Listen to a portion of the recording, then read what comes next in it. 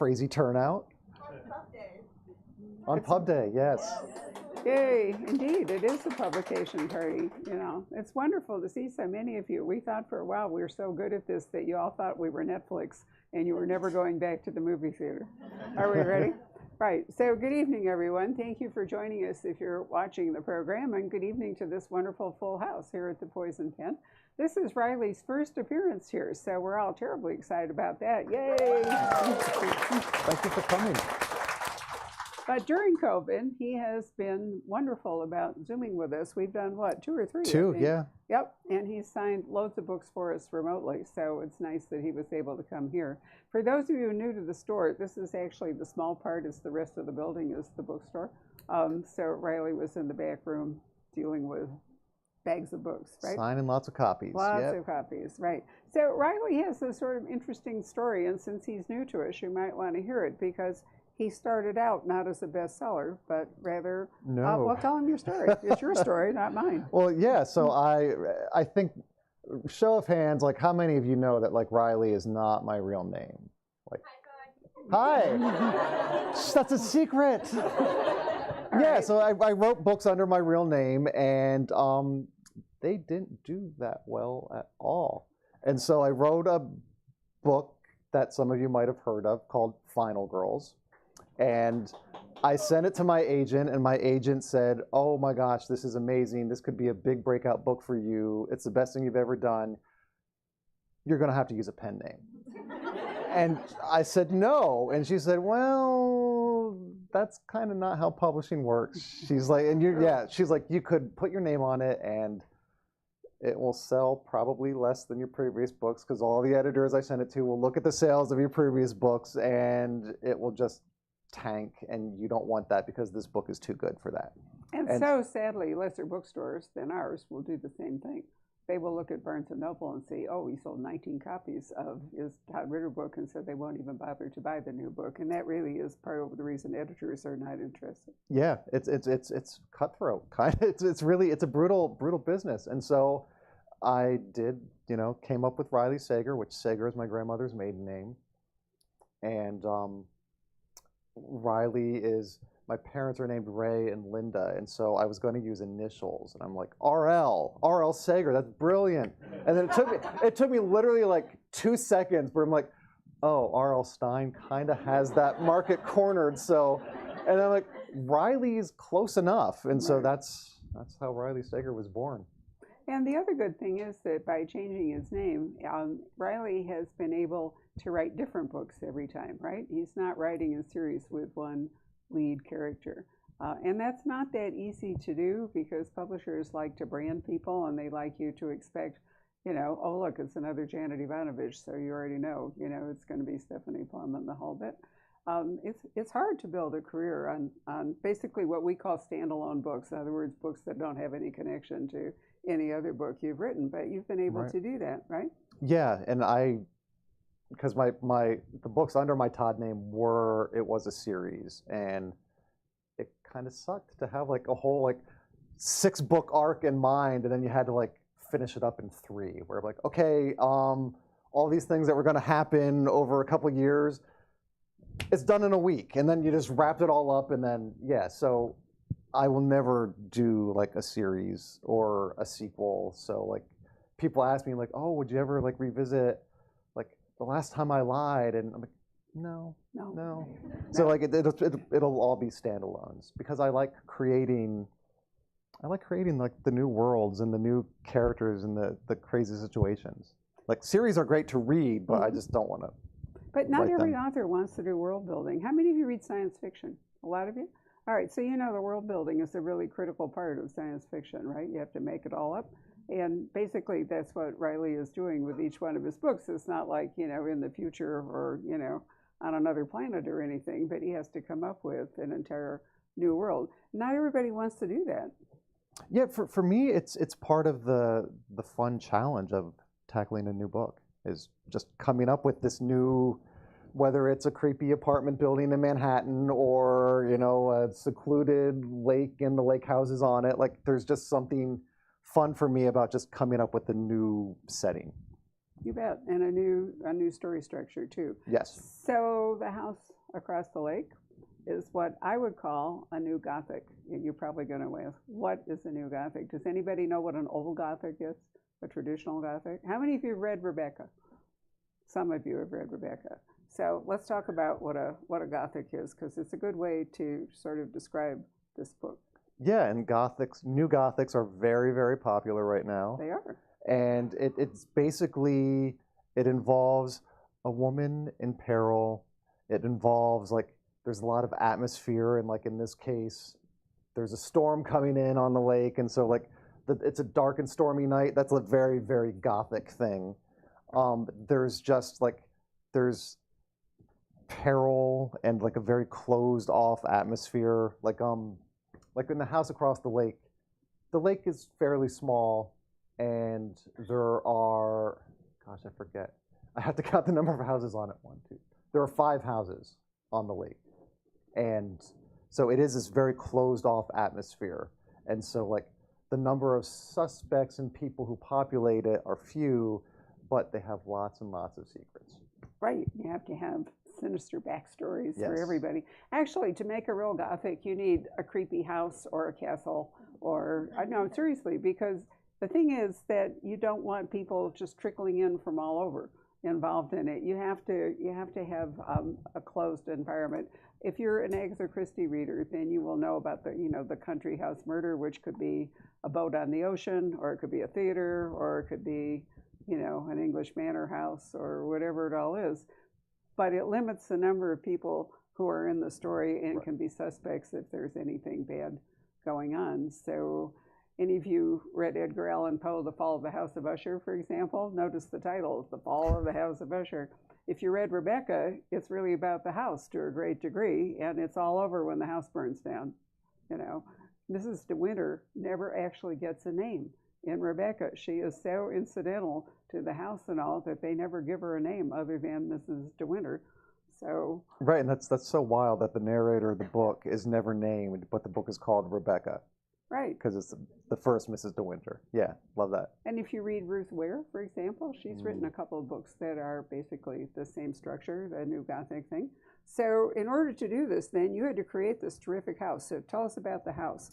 Well, there are 2 houses, and there's the house that Casey, the main character, is in. And that is pretty much a house that I stayed at in Vermont. It was during the pandemic, like, shot all my vacation plans to heck. And so I just needed to get out of the house. You got that, I think you all can relate. We're just like, okay, I need to get out of here.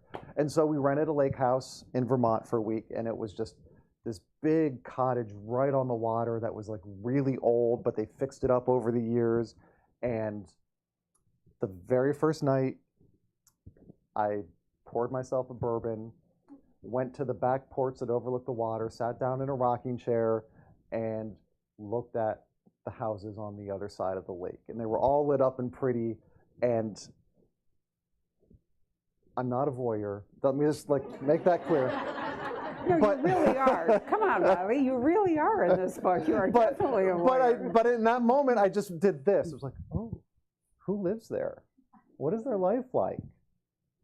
Have they ever murdered someone? And it's just like little questions about the lives of the people in that house. And I was really just curious, who does live there and what is their life like? And I may or may not have searched the rental lake house for binoculars, and there weren't any. But so that got me thinking about Rear Window on a Lake was the first thing that popped into my head. And so, but in order to do that, you need another house. And so Casey's house is a nice cottage. The house across the lake is this big, modern stone and steel and glass thing with these massive glass walls, because all the better to look into. And so that is the house across the lake. And it is a very Gothic setting, but it's a very unexpected modern. It's not this old haunted moldering castle or manor. It's this big modernist structure. Hence the New Gothic. That's the New Gothic. Right. So have you all seen Rear Window? Jimmy Stewart, Grace Kelly, and do you know who the guy was that they were staring across? It was Raymond Burr before he became, who did he become? Perry Mason? Perry was Mason, it? Yeah. yep. So it was Raymond Burr, who was a big, burly guy and so easy to watch.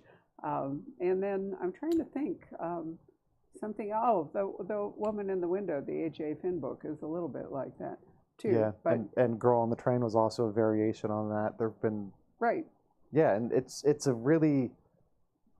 not a new kind of plot, but it's an evergreen kind of plot, and Yeah. I think the reason it's been done so often and so well is because it's really, really flexible. You can set it lots of places and do lots of different things with it, and it just always works. You bet. In fact, in publisher or editor speak, excuse me, it becomes what's called the instigating incident. In other words, something has to kick off the story, right? I mean, at some point, there has to be some place for a story to begin. There has to be some traction. And so looking into somebody else's life through a window or a train window, I think Patricia Highsmith did something similar too, where, you're looking into a window into somebody's life. Didn't even Agatha Christie do it? Yeah, probably. And if you think about it, Instagram is actually Yeah, perfect. Instagram is. Yeah. Except now we're all inviting everybody to look into No, our and lives. that's something that I do address a little bit in The House Across the Lake, because the couple on the other side of the lake is Tom and Catherine Royce, and Catherine is a former supermodel, and her husband Tom is a tech guru who created this app called Mixer, where work and play mix. And so it's kind of like LinkedIn, but with alcohol. And but yes, but you can locate people, and so he created this thing where you can track people's location, and people willingly sign up for this. And that was this idea of is it okay to be looking in people's houses when they are showing you their lives on Instagram and signing up for apps where you can track people? Yeah. And what's the moral cutoff point? It's okay to look at them on Instagram, but not through binoculars. Well, which that's true. It's very true to not do that. That is a given, right? Splitting hairs here. I think about children. Any of you see the Instagram stream? I don't even know why I get it. From John Legend and Trissy is her name? Chrissy Teigen. Their kids are the subject of that. I mean, those kids can't make a move without her putting them on Instagram. And I think there's some really interesting questions involved. We're digressing, but we always do in our events, so hang on. I think it's a really interesting question because there is some kid that was what was he? It was a diaper baby or some. Do you remember, Patrick, who it is? He sued his parents.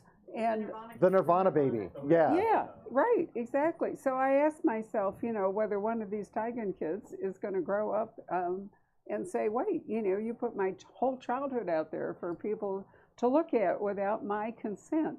It really is, in a way, violating their privacy. This is a different thing for adults, but I'm talking about adults. Right, that and put some up there. Kristen Bell, if you follow her on Instagram, she will put smiley face emojis over a kid's face, and I think that's the proper way to do it. To just here's your kid, but you can't really see who the child is. Yeah. So it's giving them some amount of privacy. There have been some great crime novels about people, who are posting their vacation pictures all over Instagram, and all it's an invitation, for robbers to come and take away everything. So, it's a really tough modern question. What is privacy? And how much do you want to give up in order for some sort of connection or celebrity, and how much not? And you've got a supermodel. So yes. She's a person in the book. She's a person who's already accustomed to that because she's a supermodel. Yeah, and that was, I understand the improbability that because Casey is a fairly well-known actress and Catherine is a supermodel, and I don't know what lakes anyone else goes to, but the lakes I go to, there are not actresses and supermodels there. But and so I knew that was kind of a stretch, but I wanted them to have careers in which they were looked at. I wanted where being watched was part of their job. Right. And then I wanted to turn the tables. So like Casey, who was used to being watched on the stage, is now doing the watching in a house, like at a house where she describes as lit up like a stage set.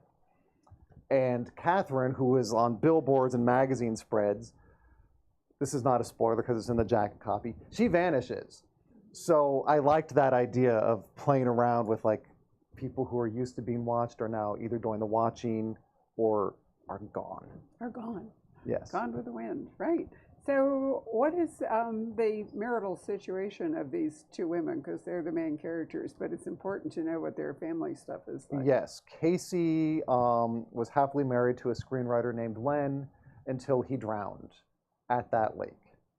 And Catherine is married to Tom, and their marriage is just picture perfect. But yeah, I saw your videos, and it's not. So and Casey is the reason she's at the lake house is because she's gotten into a bit of bad publicity, and her mother is like, okay, you're either going to rehab or you're going to the lake house to dry out and get your stuff in order. And so Casey chooses the lake house, even though, I mean, her husband drowned there. So that's seriously going to mess someone up. And so she befriends Catherine and becomes a little bit obsessed with Catherine, but it's also understandable because, you know, Casey's husband died and the people across the lake had this wonderful picture-perfect marriage. And so right there, Casey's probably not in the best headspace. And so when she starts to see hints that maybe the Royce marriage isn't as wonderful as it seems, she starts watching more. And then when Catherine suddenly is gone, then she decides to take action. Isn't it true that every time somebody says their marriage is picture perfect, you absolutely know that's a lie? I mean, you know, it's like code for there's really bad stuff happening in this marriage behind the door. Yes. Right. So you actually have Casey dealing with addiction, right? She is she's a drunk. And so she's up there by the water to dry out. I love that. And you know, that's part of her journey in this book, right? Yeah, I mean, Casey is like the quintessential alcoholic woman looking out a window at her neighbors. And the reason I did that is because kind of the trope called for it. Like, I love these kinds of books where like this kind of stuff happens. And I wanted to lean in as much as possible to the tropes because I think it's more interesting when things veer off course from the tropes. And this is where, like, you know, there could be spoilers abound in this book, and like it's so hard to be like talking about it. But like things are definitely not what they seem at that lake and in those houses. And so I really liked the idea of toying with the tropes, sort of like y'all saw the Kristen Bell show on Netflix? Yes. Yeah. Not as extreme as that, not as like humorous as that, but just to really throw in like some good old-fashioned, like, okay, yes, she's drinking bourbon and pulls out the binoculars and spies on the neighbors. And, you know, the guy who lives next door is not only hot, but he's like super hot and a former cop.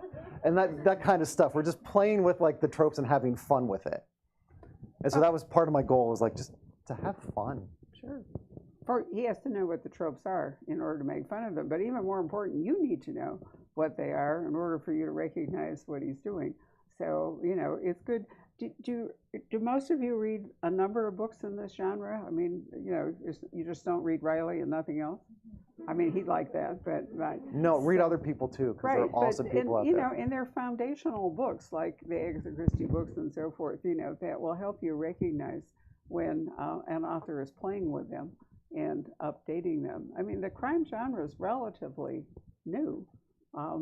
Probably earliest was around 1850 or something, so it's not a super old. It's not Jane Austen, right?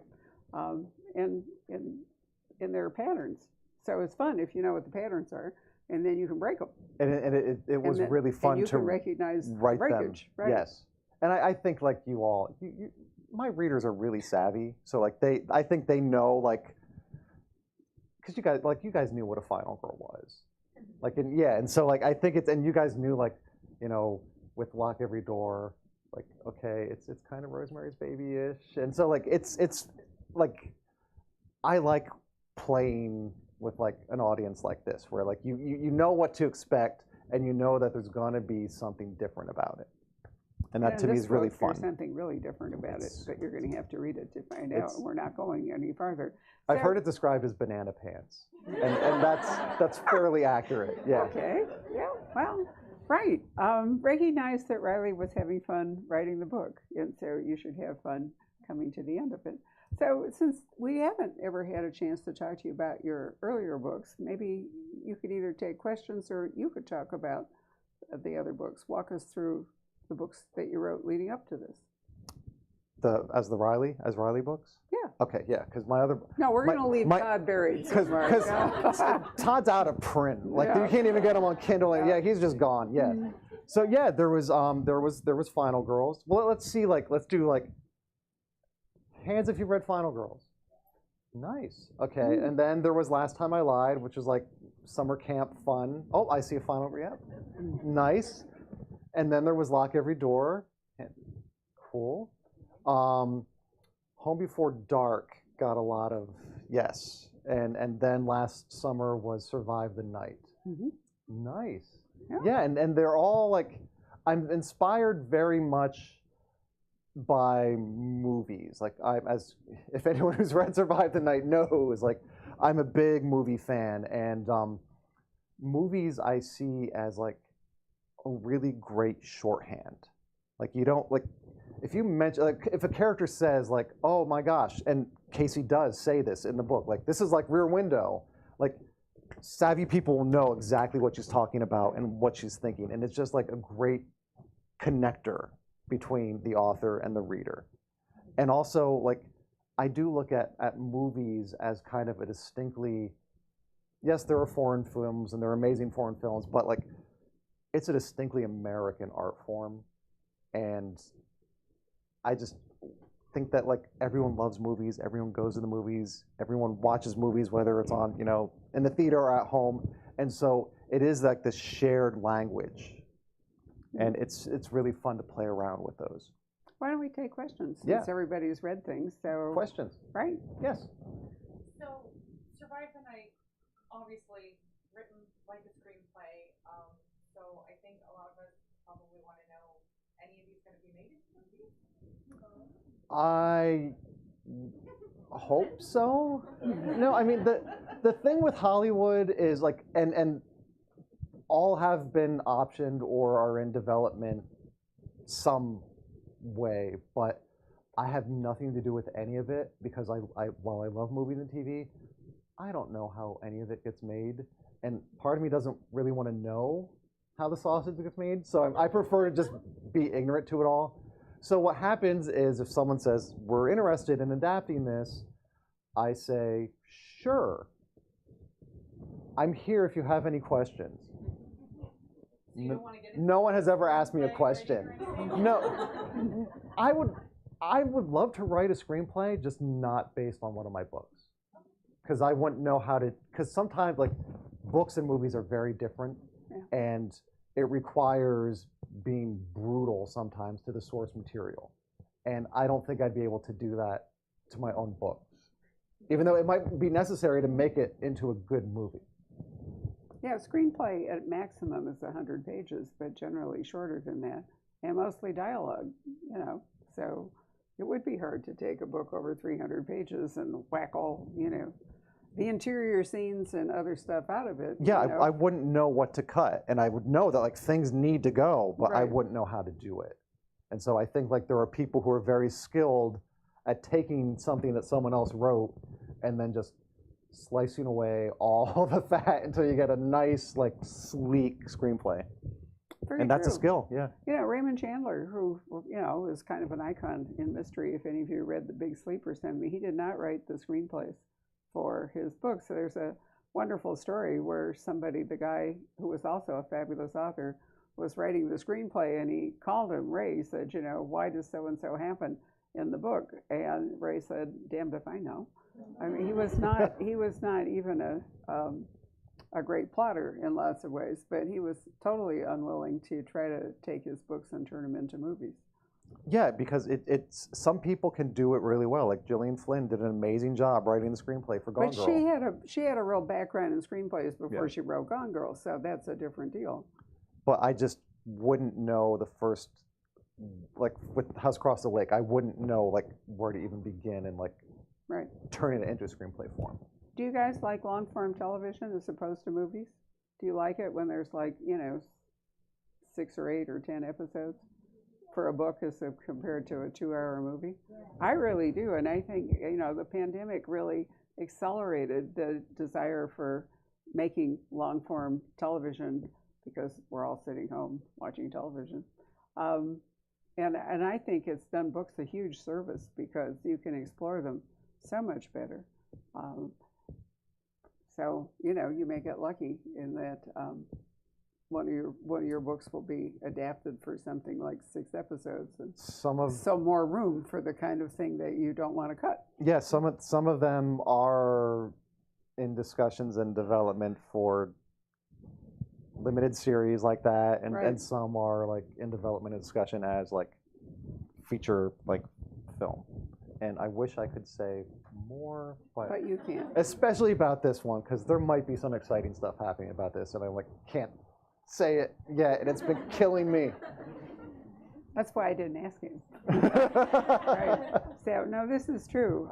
We have lots of authors here who have things in the works, but they're not allowed. Some of them send me photos of being on set and all, but they're not allowed. I can't show them to anybody or talk about them. So my phone is a treasure trove. This phone right here? That's the one. Yeah. Well, secret password and all. No, I just got one the other day from somebody on set in Vancouver, and it's a wonderful photo. But then shh, can't tell anybody. But I wanted you to see it. I know, it's so cool. All right, another question. Yeah. So you write the female protagonists super exceptionally, and so I would love to thank hear you. from you. Why is that your decision to go from a female perspective, and then what's your inspiration in writing them? Well, it started with Final Girls because I knew it had to be told by a final girl. Like there was no way around it. And so like I didn't really give it that much thought because it was okay, it has to be told by a final girl, so this is how I'm going to write it. And I really didn't, and it's whenever I talk about it, it just sounds so tricky because like I don't want to sound like when I write from a female perspective, I don't think of gender first. I think of character. So I don't think, what is a woman going to do in this situation? I think, what is Quincy in Final Girls with all her backstory and all her trauma and all her anger? What is she going to do in this situation? And like same thing with Casey in The House Across the Lake and Charlie in Survive the Night, where it's very specifically character driven. And so I think like that might be the difference where like, and I like at an event last night, someone was just like, oh, thank you for thinking of women as individuals. And I'm like, yeah, you're welcome. I mean, but it just, because we all should, but I also know that like, I'm not going to know everything. Like, and so there I have, my first reader. She is one of my oldest and dearest friends. I've known her since high school. She reads everything even before I send it to my editor, and she will tell me when I mess up. And like in Survive the Night, there's a scene very early on where Charlie and Josh are just sitting out on the road trip, and Josh gets coffee and hands her a cup of coffee, and Charlie takes a sip. And my friend was like, no woman would ever do that. And so I'm like, duly noted. Okay, I'm changing it. Thank you.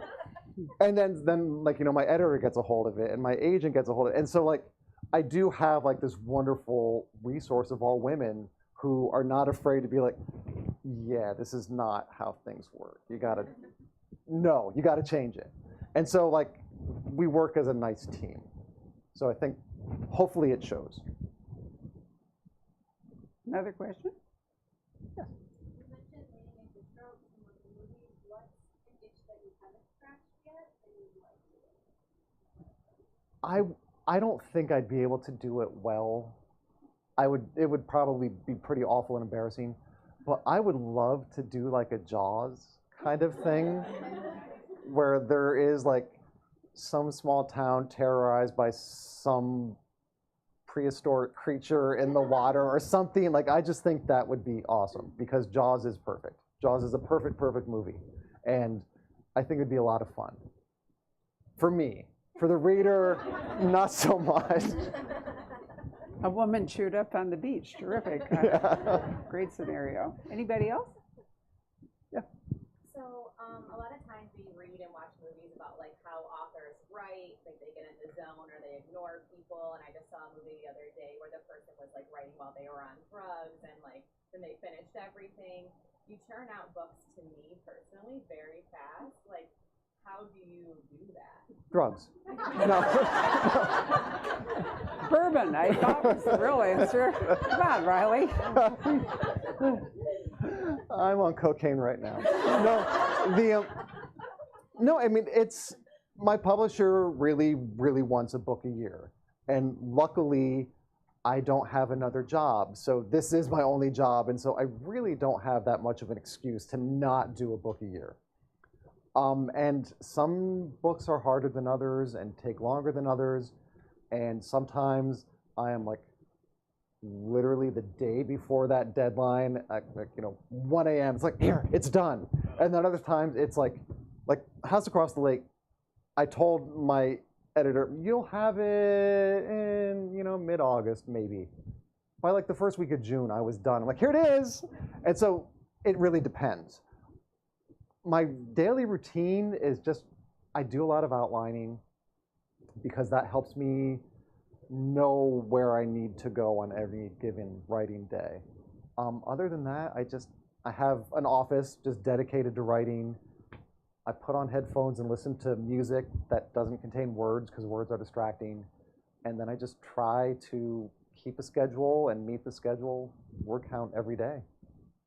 It's very non-magical. Like it's just kind of. Back on that, is it hard to do this, what you're doing now, the promotion part of the release and writing your next book, or do you try to separate?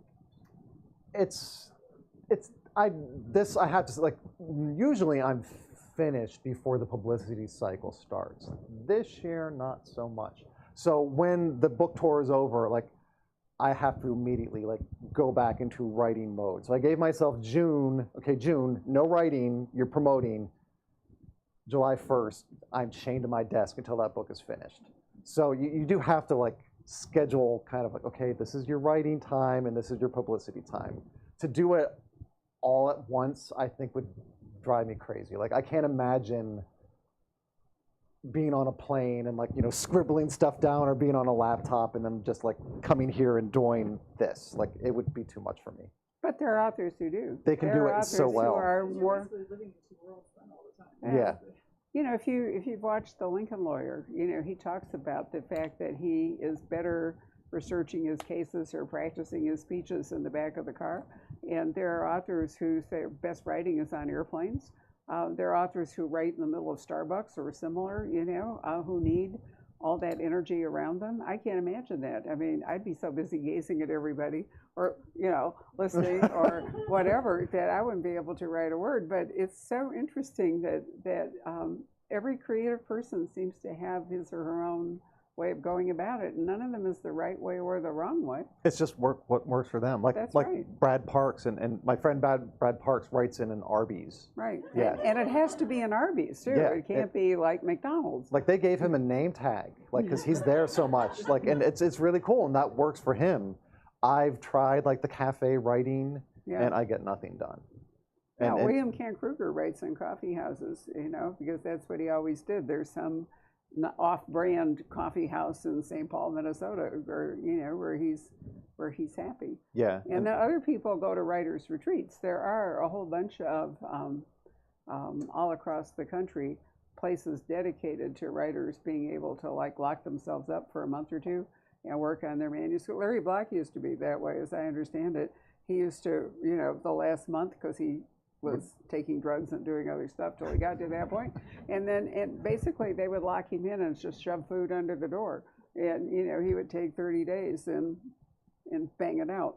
So everybody, I've always wondered, did you ever sort of wonder how does anybody like dive off a high tower into a teacup the first time?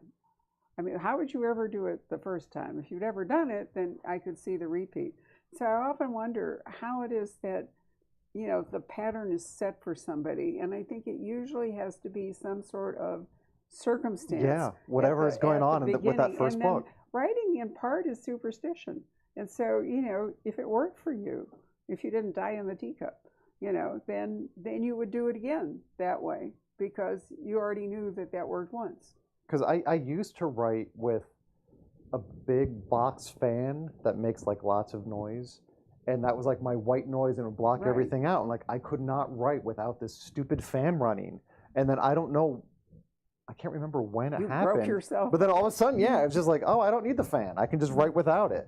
But I do have other crutches like, you know, Spotify playlist that, you know, I like chill house music without lyrics. And so like there are just so many of those. Like my favorite is like Beats to Think To. And it's like 9 hours long. And I do not write for 9 hours at a stretch.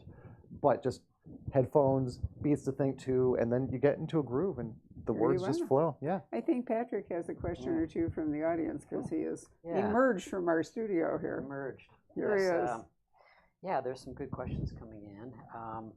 Rachel would like to know, would you ever consider writing a scary book for kids?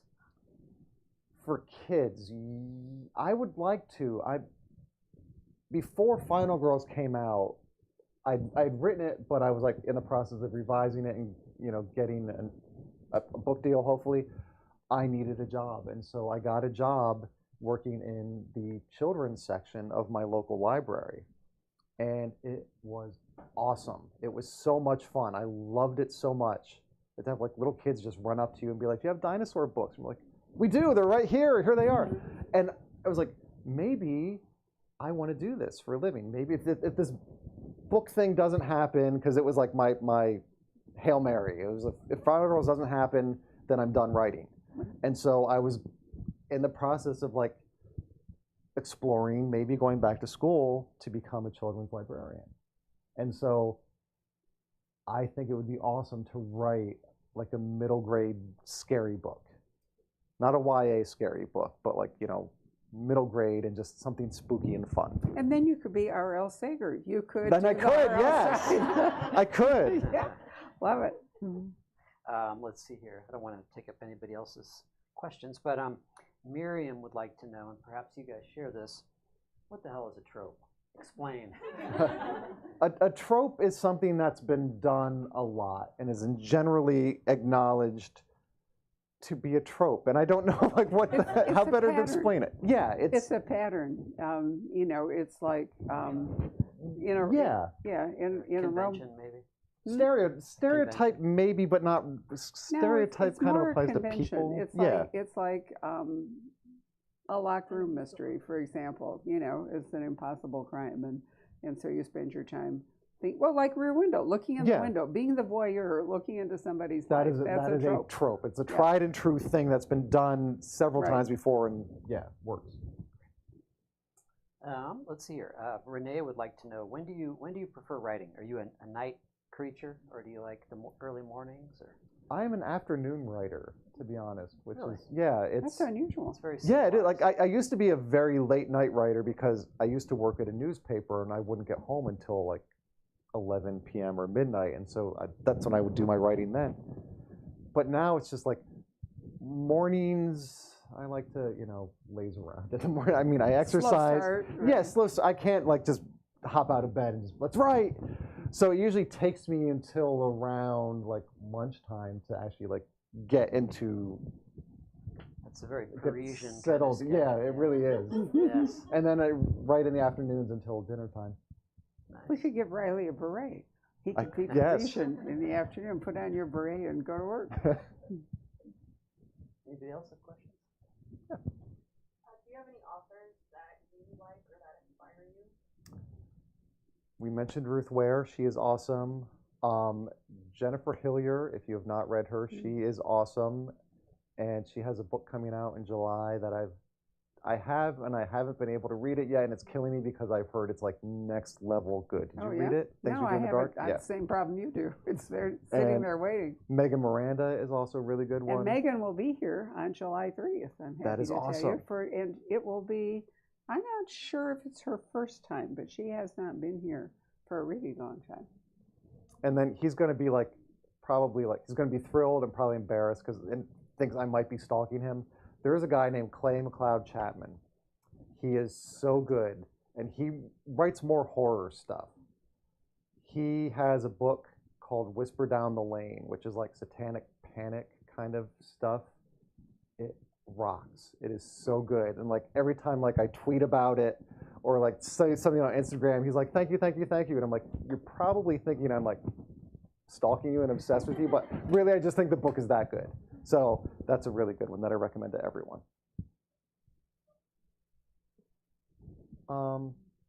You first, because you have, yeah, and then you. What made you pick this genre? Because I like it. Like it's what I. What made you fall in love with it? Like, was there a certain movie or book where you just like, this is it? Well, And Then There Were None was very influential to me. I read that, I think, in 6th grade because my sister was reading it for school, which is awesome that you get to read that for school. And she told me the plot of it, and I was like, really? Books like this exist? And then I read it, and I'm like, oh my God, this is so good. This is so, so good.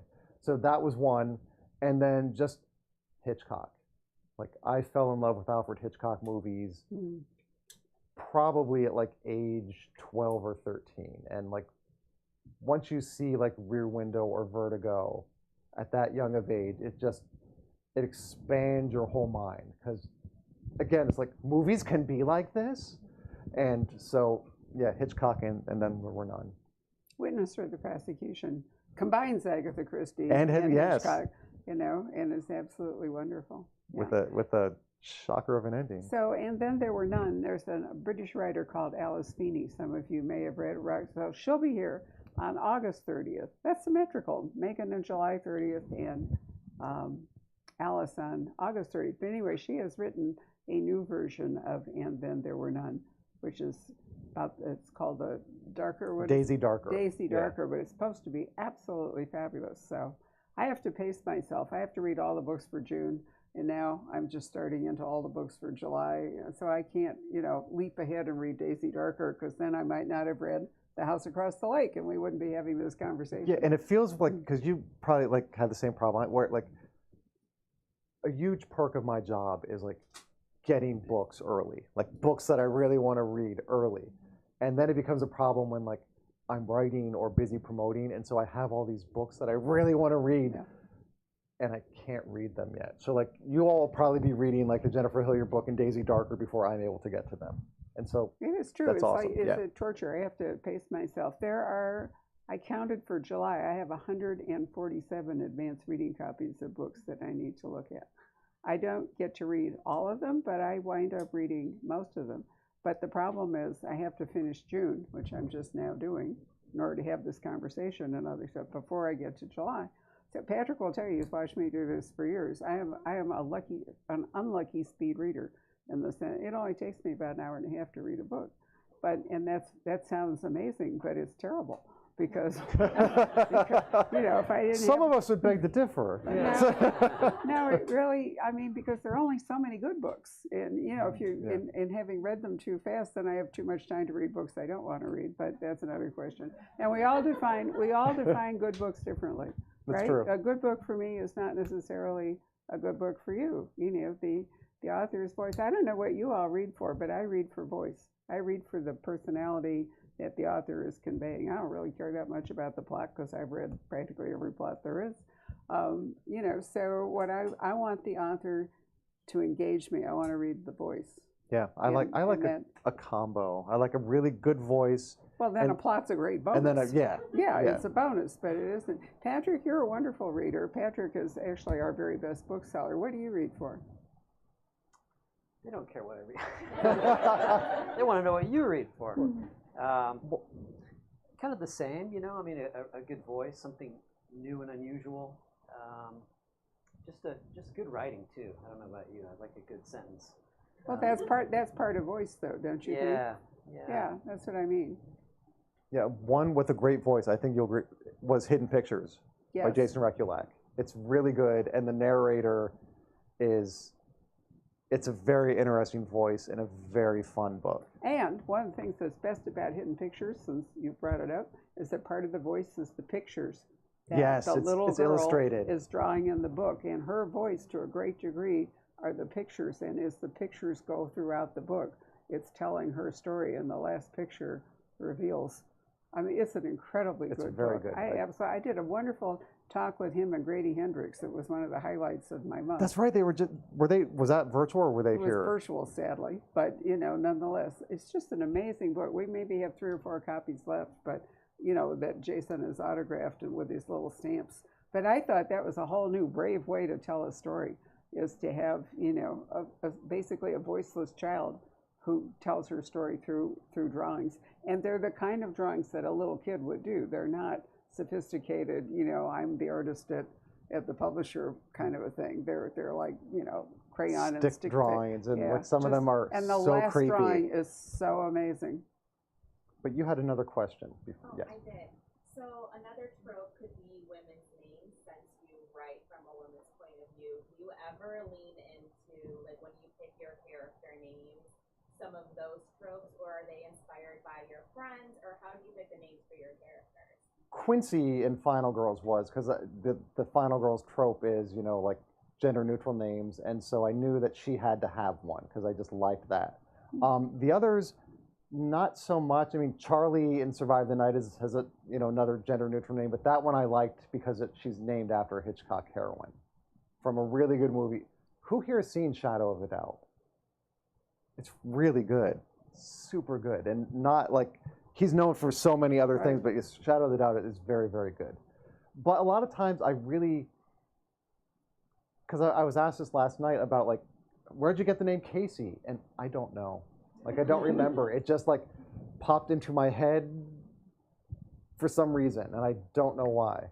Oh, and I forgot to mention, and I don't know why I keep forgetting to mention this. So the lake house that I rented. This is the fun side note on this house, which is like, it is like the house in the book. So we were there, the Wi-Fi was down the very first day, so someone had to come and fix the Wi-Fi. And he fixed the Wi-Fi and said, okay, we fixed the Wi-Fi. And so we're sitting there on the porch in a rocking chair, and he's like, you know who else liked to sit there when she stayed here? And we're like, who? It's like, Dolly Parton. She was at this lake house. In That's your it. chair. In that chair, yes. We did a game like the whole week. Like, did she use the spoon? Did she sit in this chair? Like, it just, and it has nothing to do with the book at all. I just think it's fun to mention. But yes, a question in the back. Okay, so when it comes to the thriller genre, are there any dark themes that you're like, I would never touch that, it's too disturbing for me, or are you really open to anything that you feel inspired by from future books? I would never hurt an animal, and child abuse, no. And sexual assault, no. So there's a lot of lines. Like my books can be dark, but I also want them to still be fun in a twisted way. And I don't want to get to like the point where like things get so dark that it's not enjoyable. I get the animal thing, but don't some kids just need killing? Well, yes, yeah. So we've talked about tropes, and an absolute trope in crime fiction is that no dog dies. That is the trope. Cats have a risky life, but no dogs die. Because I'm an animal lover, and so like I wouldn't be able to write about like a death of a dog. Like I wouldn't be able to do it, and so like that's why there are no animals in my books, really. Very wise. Yeah. Patrick, did you have another question? Yeah, there's a question about, oh gosh, I forgot her name. Forgive me, Fiona. She would like to know a few things. Do you have any interesting rituals when you finish a book? Do you allow yourself a cigarette, like in that movie? I can't remember the name of it. Oh, Misery. Yeah, No. Misery, exactly. Not really, no. I mean, sometimes, and again, this has been difficult because of the pandemic, but sometimes I time it so we're like, okay, I'm finishing the book right before vacation, and it's like, okay, book is done, I'm going to Disney World. But like, nothing. How much really time off do you allow yourself?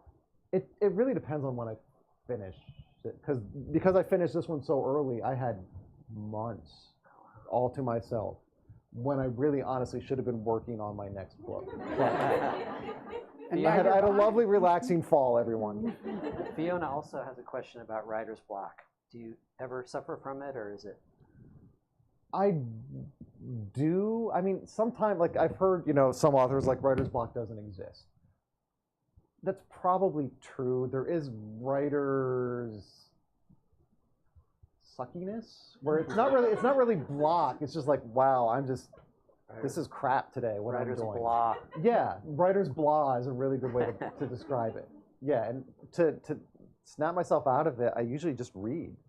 I find a book that I know is going to be really good, and then even just like a chapter or two would be like, gets the juices flowing. Get your groove back. Yeah. Right.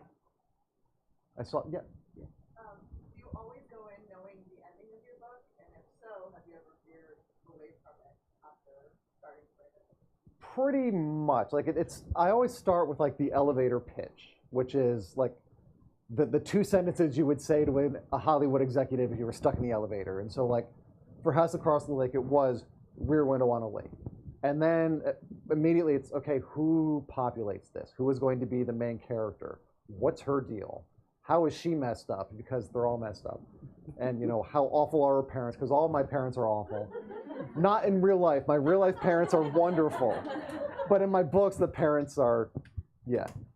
And so then it becomes, what can I do that's new and exciting and different? And that's when I think about, what's the twist here? What's the end game? Where is this all going to pan out? And yeah, it does change halfway through sometimes, where something else will pop into my head. Like the only time I started a book without knowing where it was going to end was Last Time I Lied. And it has a really good ending. and it was literally halfway point where like I was getting to where I'm like, I need to figure out what's happening. And it just popped into my head like, oh, it's this. But never again will I start a book in earnest without knowing where it's going to lead. Because it really sucked, like being halfway done with the book and still having no clue where I was going with it. Yeah, that's like driving off without a map. I was not knowing where you're going and no Google on your phone. I was pretty frantic for a while. Yeah, it was Bad. my poor editor. Yep, you in the back.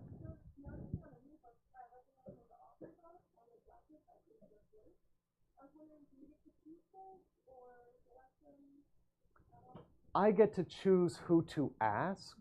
The blurb thing is, I think I speak for every author when I say blurbs should not exist. Like, have you ever bought a book based on the blurb? Can we all call my publisher right now and you can tell them this? No, because it's such a thing where it's such a big ask to go. Like, usually it's a friend, but sometimes it's a stranger. And like, Ruth Ware was wonderful and blurb lock every door for me. I had no communication with her at the time. Like, it was like literally out of the blue. I DM'd her on Twitter and be like, hi, do you want to read my book? And she was like, I'm really busy, but yeah, sure. And she did, and she provided this wonderful blurb. And so like, it's really generosity among authors where we try our best to, when we're asked, it's an honor, but also there's a lot of times when we're like, I do not have the bandwidth right now to read this and blurb it. And then there's sometimes, there's some favors being exchanged, and sometimes but it's always very awkward and very fraught. And I think all of us wish that we didn't have to go through the process. But I can pick like who I can suggest. Like my editor would be like, who would you love to blurb this book? And like in this case, like, it was great, where I was like, Alex Michaelides, Laura Davis, Simone St. James. She was like, I'll ask. And they all said yes, and they all provided such wonderful, wonderful quotes. And so I'm very, very fortunate and very grateful to them. So Terry, is Jacob there? No. Could you run in the back room, and there's a tub where there is a bunch of books that says ARCs I'm giving away at events, because once again, I forgot, we give out a free book. Yeah, but I have to have the book, right? Just one. Yeah, one will be good. So you should have, if you bought the book here, I hope that you have a number in your book. Am I right? On your ticket? Which is the number that you will line up with, but it's also the number for the Against the Law lottery that we are about. My husband says I'm going to be done by the IRS one of these days for doing this, but since the advanced reading copies that I get are free, and we're just giving it away, I think I'm safe. So I sent Terry to get one, and you're going to get to. Oh, she's bringing the whole damn tub. Come on, Terry. You don't want to be responsible, do you? Okay, let's make Jay. I'm going to make you, Riley, pick a book out of there that you would like to give away tonight, and then you're going to also have to pick the number. Let's see. What looks good? It's a totally eclectic collection. Okay, I've actually. Oh, this one sounds good too. I feel really good. No, I will do, because I mentioned him earlier. Thank you, Terry. Thank you. This is Ghost Eaters by Clay McLeod Chapman. Ah, how wonderful that we had it. I blurbed this, and it's whoever gets it, I'm just warning you. Like, it is scary as you know what. Like, it's intense. Like, so. 40. Okay. So I need you to pick a number between 1 and 40. 1 and 40. And that's the person, if you're here, who will get the book. Let's do 27. Oh, we have a winner. Wonderful. This is how we lure you to come to more events, right? You get all this fun and a free book. I hope you enjoy it. You should make him sign the blurb at the back when it's your turn to lie. This, it doesn't, I looked, it doesn't have my blurb on the back. Oh, It's, no. yeah. Well, bad news.